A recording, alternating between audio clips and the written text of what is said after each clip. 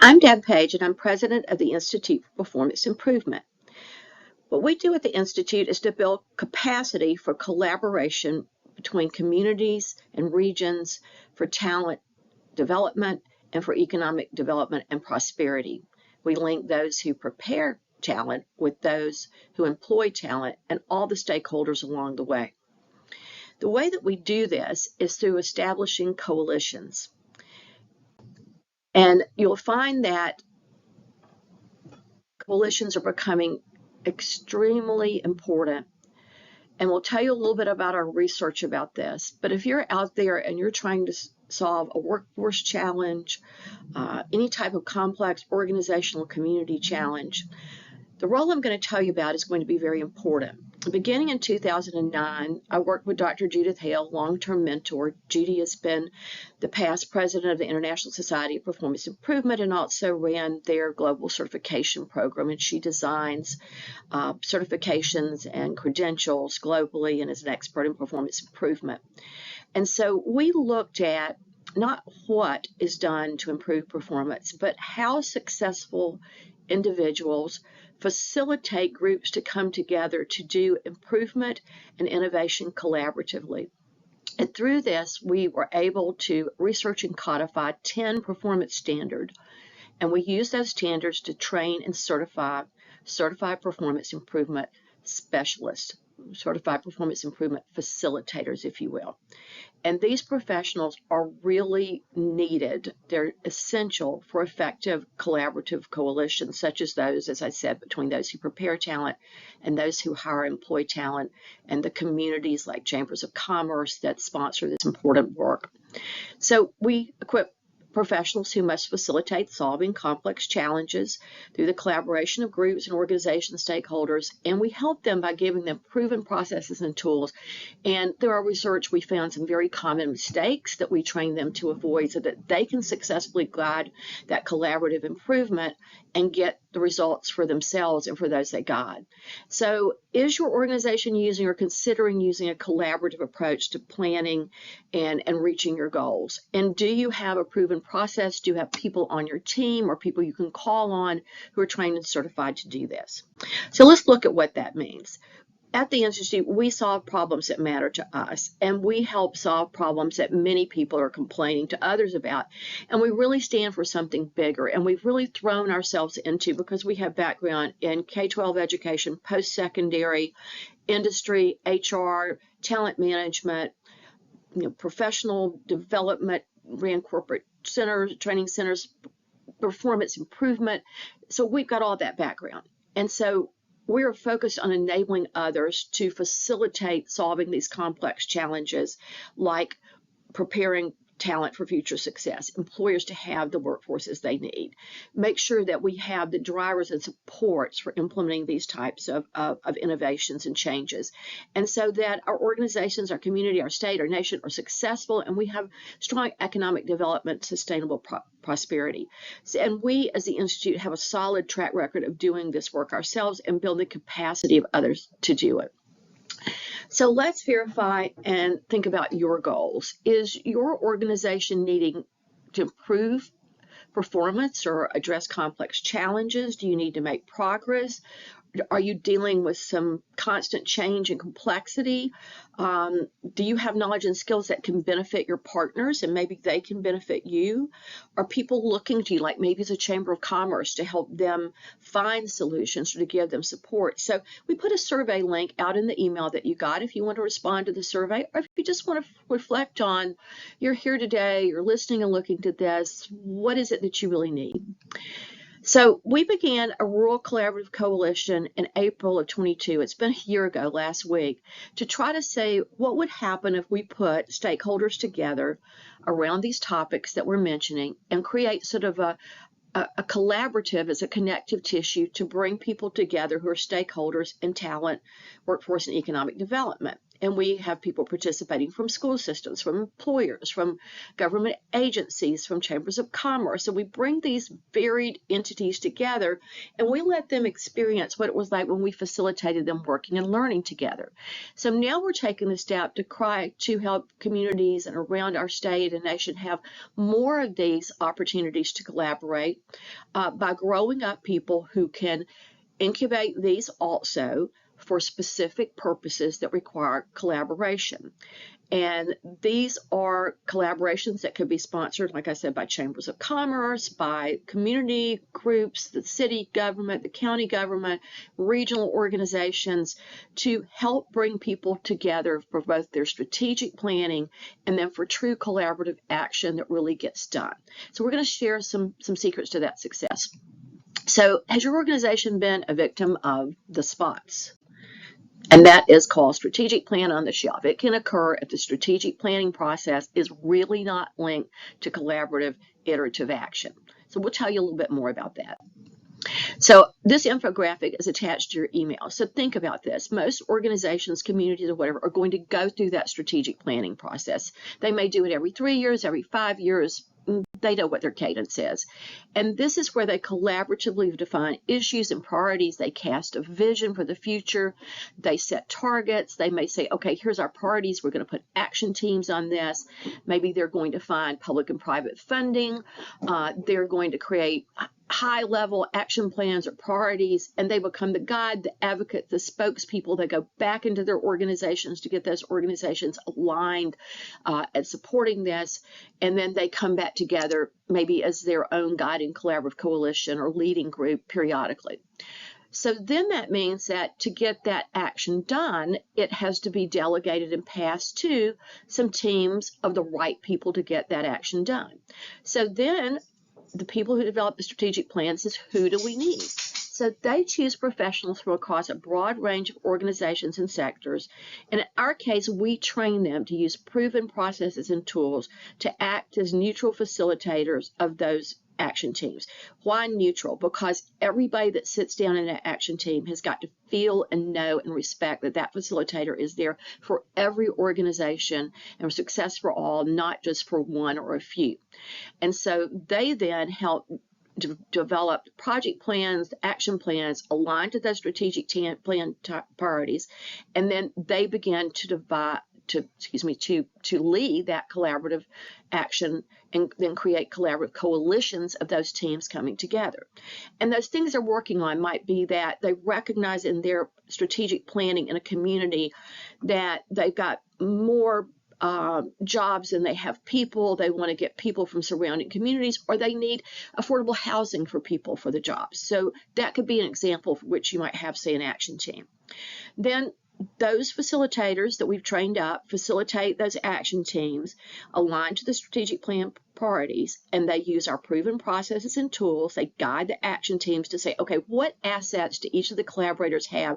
How do we align them? What are our needs? What's keeping us from getting us where we need to go? They break it down into project plans. They manage that work so they can implement each one of those pieces of the action plan. They can monitor it, they can evaluate, is it working, and what is their progress? And that's key to the fourth step, which is iterating, scaling, and informing. And simply that this means when they take action, they monitor, they iterate, they do small slices at a time, they adjust as needed, and then when they've got a solid initiative or they've got a solid piece of work, then okay, that's stable, we're going to take it to the next step, and then they can tell their stories and share their results. And so we both at the Institute, we do facilitate strategic planning. However, what we really love to do is to really train and certify the people to either lead that strategic planning, but most importantly, to lead the collaborative action and then be able to scale that. Say scaling maybe from a project to a community effort to a regional effort. And so our work is rooted in human performance improvement and the Certified Performance Improvement Facilitator standards, the one I told you that we researched and codified.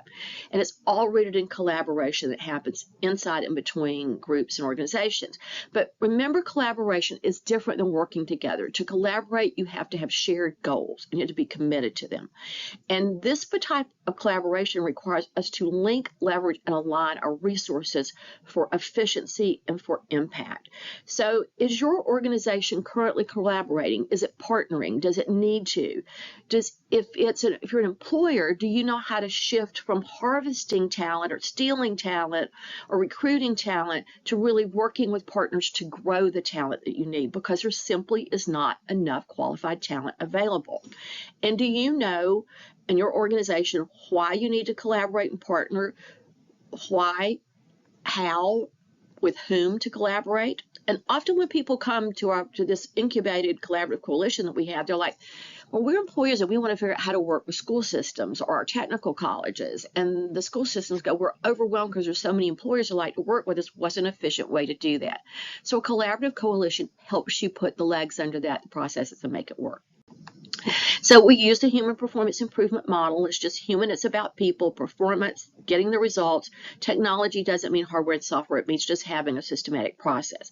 You'll see the process here, which looks very much like any continuous improvement process, and it just follows an organization's business cycle, your analysis, looking at what's causing things, what are we going to try, how are we going to implement it, let's assess it, and that completes just complete iterations of that, recognizing this important to manage the dynamics and the change. That's where your Certified Performance Improvement Facilitator comes in. They know how to handle that dynamics and to drive the process and what tools to use and when. And so these are the standards. If you look at the first 5, the first one you do as a facilitator before you engage the collaborators, you really analyze and wrap your mind about what's going on. And then you begin to facilitate, you form your group, and then you start bringing them into that analysis and you guide them using proven tools and processes that we teach you. Then we teach you to focus on the systemic factors, doing scans like what in the marketplace is driving this or in the way of it, what is going on in the workplaces of our schools, of our employers, of our community, what's work changing? Is it changing so fast that those that prepare can't keep up with how to prepare that? How do we solve that? Let's create a plan for that. Let's write that down. Let's share it. Let's vet it. Let's look at what we've decided to do. Is it feasible? Do these things fit? Then you organize and manage the resources around it, and you manage through as an action team.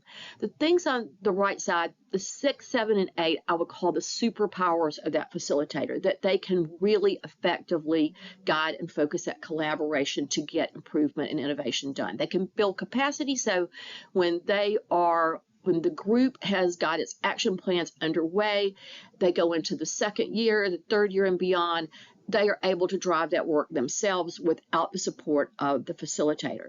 And that they can demonstrate the organizational sensitivity. If there's a most important standard for this work is for the person who's facilitating to have the sensitivity to organizations, to people, cultural, diversity, all of those things, so that they win the trust and respect and the credibility of the people that they have to guide. Then they teach the group to monitor their own adoption of practices and processes and look at their results. How are they going to maintain responsibility and accountability, and then truly use implementation science from the beginning of analysis all the way through the end to implement and have the work be sustainable when that facilitator is no longer there.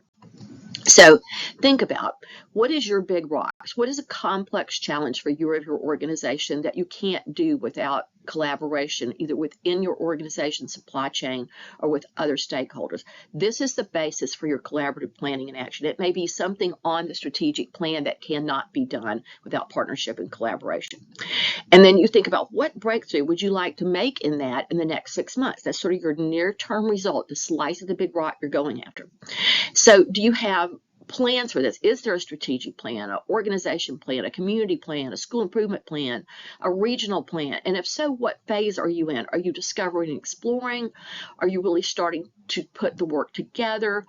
Are you in the first phases of implementation? Are you somewhere along the journey, or maybe even to full implementation?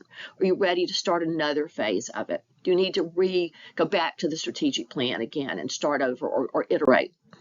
And so these are some notes shared by Chris Clark, the president of the Georgia Chamber of Commerce, and others at the recent Chamber Future of Talent conference in Atlanta. And Chris reminded us that we're not a state, we're a tapestry of communities. So we've got to look at things like, how do we reconfigure the workforce and the workplace so that it works in our new reality?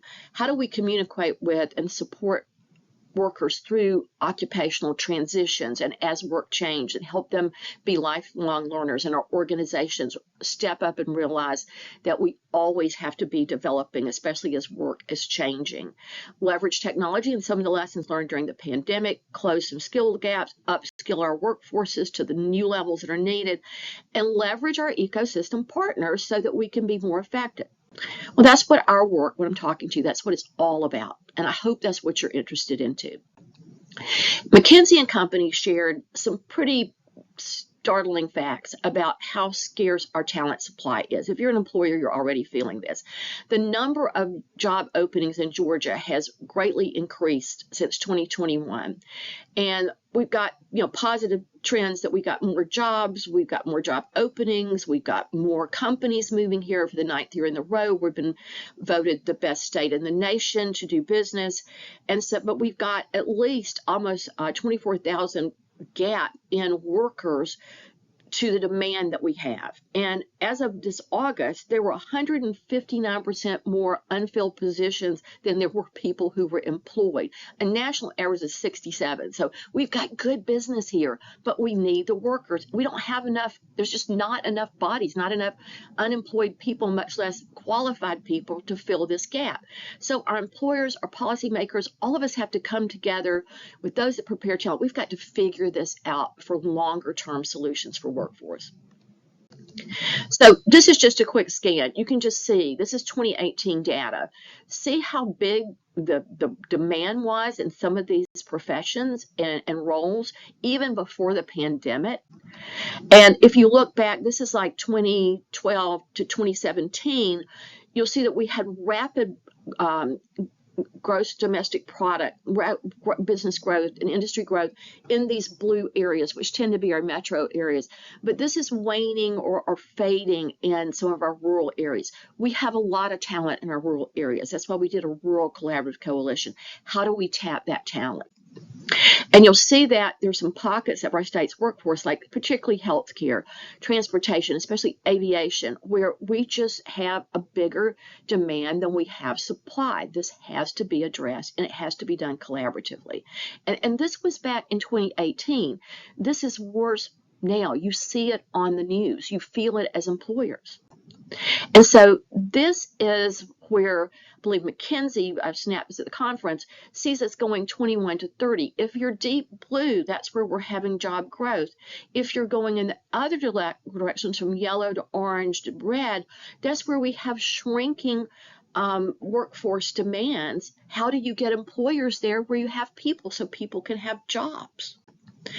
And so if you go to the Future of Georgia 2022, go online and look that up at McKinsey, you'll get some great data and information, and you'll see it around your communities too. So collaborative action works. And so in the email that we sent you, we dropped 2 links so you can see how Western Alabama has tackled this starting 10 years ago. We're behind here in Georgia. We've got a lot of pockets of excellence, but we want you to see that so you and your organization and your partners can envision what this can look like when done well. We'll encourage you to look at those links. So why would you form a community or regional collaborative coalition? To go after these complex, unprecedented challenges, and to look at the things that are drivers of it. What are related, like we talked about the affordable housing, or how do we get adults that need to re-enter to work or reskill? And so if you create a collaboration, you get a network that people can plug in an efficient way to work with and learn from each other to take action. And this is targeted and it's efficient, but it requires expert facilitation, and you have to have sponsors and people that are committed to sticking to this together for shared success.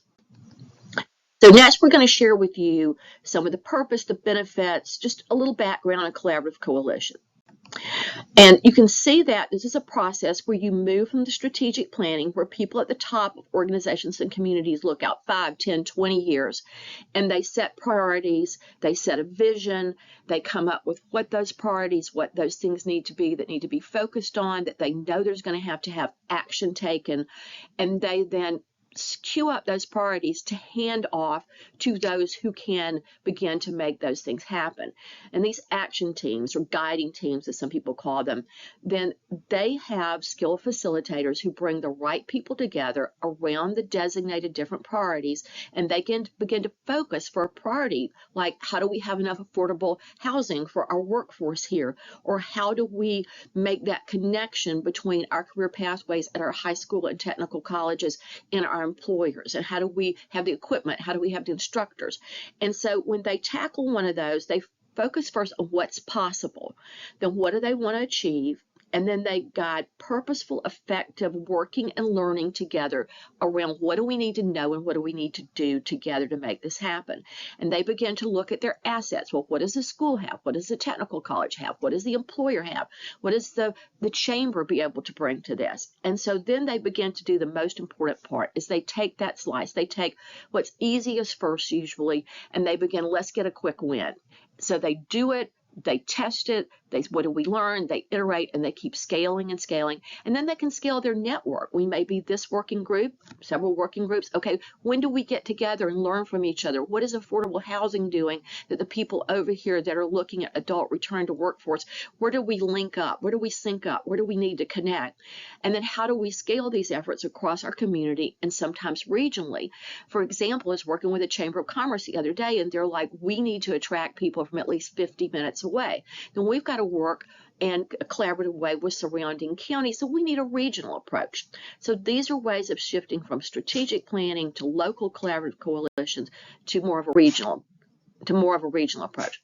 So the elements of collaborative coalitions are that you need a chairperson, you need that facilitator who's trained and certified, you need to identify the people who can be on those action teams, you need a convener, often as your Chamber of Commerce, who are the member organization, maybe they're members of the chambers or member of a collaborative, that those organizations have to be at the table, who are individual people that have a passion, an interest, a talent, that want to be involved. You may have to say, okay, all right, who do those organizations, which representatives are they sending to which action team for the right purposes? What staff from these participating organizations have to set up their agendas, plan the meetings, handle logistics? And then we've got to be aware that this is always going to run into the issue of turf. If you're in a community, different entities feel like they have ownership over certain things. And so that's one thing that your facilitator helps people come to, is how do we value collaboration over competition and really find ways of working together. And this may get tapped into advisory committees. You may have commissions that are working on things that need to be linked in or you need information from. There may be consortia and alliances you tap. You want to create or tap into existing networks. You may have to have task force. And those are all things that when you're using those facilitators and when you're doing that strategic plan, you're thinking about these assets and how are they leveraged. Then what are the formats? Well, often this is going to be in person at regular intervals. They're going to be interactive. When you get people in those action teams, those planning sessions, they're going to be facilitated to do discussions, to do activities, to get work done, to have their takeaways for action. Everybody participating. It's very realistic. We're focusing on what can we do now with the assets we have. How do we build up those assets, like braided funding from public and private sources?